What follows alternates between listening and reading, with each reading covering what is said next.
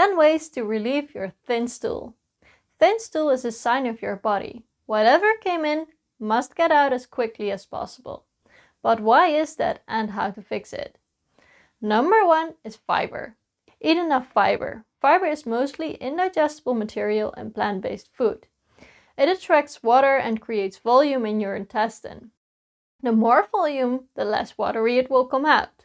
Wheat contains the least interesting fiber for your gut. So instead of getting your fiber from bread, get your fiber from vegetables, legumes, fruits, nuts and seeds. Aren't Mr. Fiber and Mrs. Fluid a lovely couple? Keep them together and drink enough water during the day. Then number 2, fat. Fats help to better absorb vitamins and minerals from the food you eat and make you feel full for longer. Add good fats to your diet and eat a bit of fat with your fruit and veggies. So what kind of fats to use? For warm use, so baking and frying, I like to use saturated fats, which are solid at room temperature and are the most stable. Examples are coconut oil, butter, ghee and animal fat, lard. And for cold use, like salad dressings, I like to use unsaturated fats that are unsolid at room temperature, like olive oil, avocado oil and nut oil. What kind of fats better not to use? Cut down your consumption of yellow, refined vegetable oils and refined fats found in processed foods.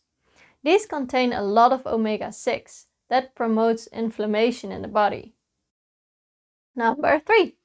No coffee. Coffee works as a laxative by stimulating the intestinal wall muscles.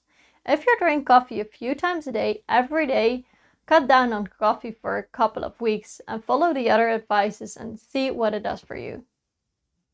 Let's move on to number 4, vitamins and minerals. When you have this type of unsolid stool for a longer period of time, you can get shortages of vitamins and minerals and water, as your intestine does not get the chance to extract enough of it from the poo because it goes out so quickly.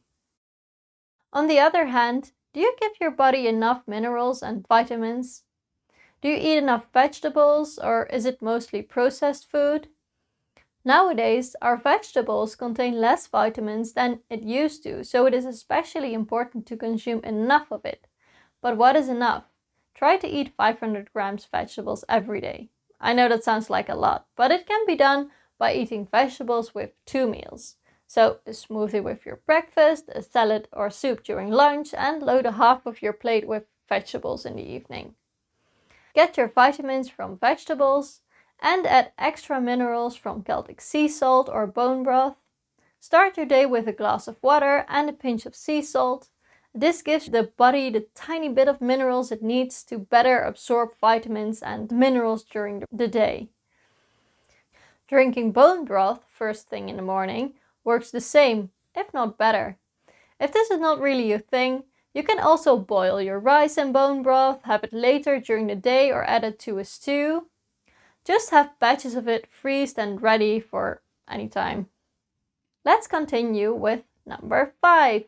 No added sugar. So not the sugar naturally found in fruit, but the sugar added to products. You know who loves sugar? Except from you? The bad bacteria in your gut. They thrive on sugar. The more sugar you give them, the bigger the colony gets. Because if there's something bacteria are good at, it's multiplying.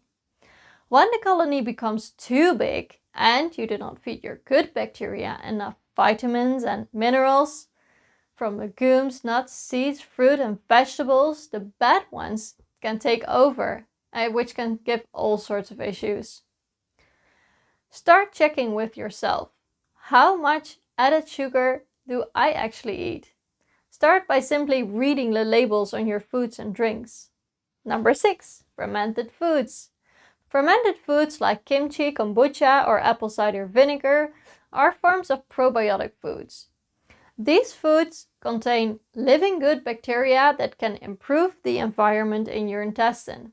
So your own bacteria get the chance to become a healthy big colony. See in what way you can add probiotic foods to your diet. The next is relax. Imagine that you are a primeval human being in the prehistoric era. You are sitting peacefully eating some berries. when suddenly a saber-toothed tiger comes running towards you and you panic and you run away. This is an example of a fight and flight reaction. Our systems are programmed to either rest and digest or fight and flight.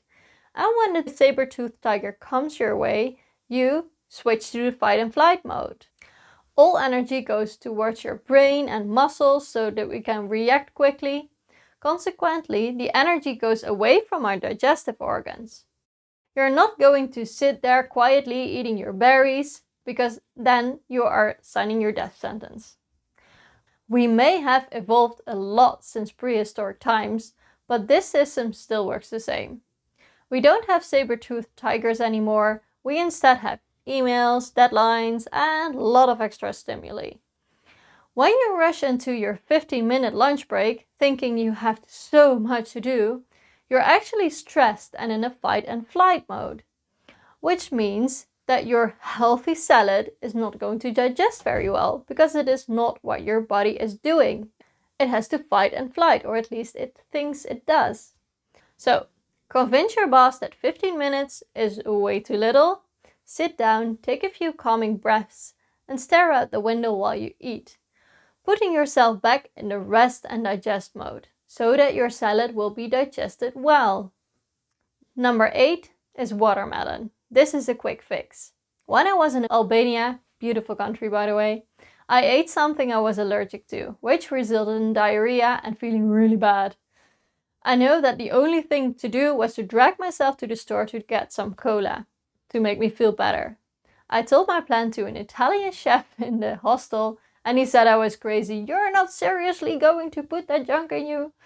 So I told him that was the only thing that helps. He said, no way, get yourself a watermelon. I did not believe him, but he was so convincing that I gave it a shot. After some time I came back to the hostel with a huge watermelon, and it was the most juicy and sweet and delicious watermelon I've ever tasted, and the best thing was my diarrhea stopped and I felt a million times better. The Italian chef told me this was because it contained a lot of water, fiber and minerals, which are exactly the things you need when your stool is thin. So when it is watermelon season, see if this works for you too. Let's continue with 9. Keep a food diary. Keep a diary for at least a week to see whether you can link your complaints and your mood to your food. Suspects for thin stool can be gluten, which can be found in barley, rye, oats, wheat, spelt and all products made with this, like bread, breakfast cereals, donuts, cookies and pasta. And another suspect is dairy. It can also be something completely different, so feel for yourself. What does your body tell you? Last but not least is the checkup. When you have tried all of these steps and it does not help, let yourself test on parasites and pathogenic bacteria. Many people have them and some have complaints from them, whereas others don't. Also, if it lasts longer than a day, it's always wise to visit a doctor. To recap, 10 ways that can relieve thin stool are fiber, fat, no coffee, vitamins and minerals, no added sugars, fermented food, relax, watermelon, keep a food diary, and do a checkup for pathogenic bacteria if you're still keep having problems.